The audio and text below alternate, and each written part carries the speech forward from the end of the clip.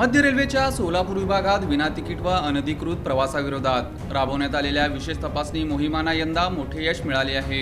आर्थिक वर्ष 2025-26 दरम्यान तब्बल 2.53 लाख प्रवाशांना पकडून 11.62 कोटी रुपयांचा दंड वसूल करण्यात आला आहे। प्रवाशांना सुरक्षित, सुरळीत आणि आरामदायी सेवा देण्याच्या उद्देशाने रेल्वे प्रशासनाने तिकीट तपासणी मोहिमा अधिक तीव्र केल्या आहेत। स्टेशन तपासणी, अचानक धाडी, तटबंदी तपासणी तसेच मेगा मोहिमाच्या माध्यमातून अनधिकृत प्रवासावर नियंत्रण ठेवण्यात येत आहे। विशेष म्हणजे गेल्या काही वर्षाच्या तुलनेत तपासणीची व्याप्ती वाढवण्यात आली असून मेल एक्सप्रेस, पॅसेंजर आणि विशेष गाड्यांमध्येही मोठ्या प्रमाणावर कारवाई करण्यात येत आहे। त्यामुळे सोलापूर विभागात विना तिकीट प्रवास करणाऱ्यांमध्ये लक्षणीय घट होत असल्याचे चित्र दिसत आहे।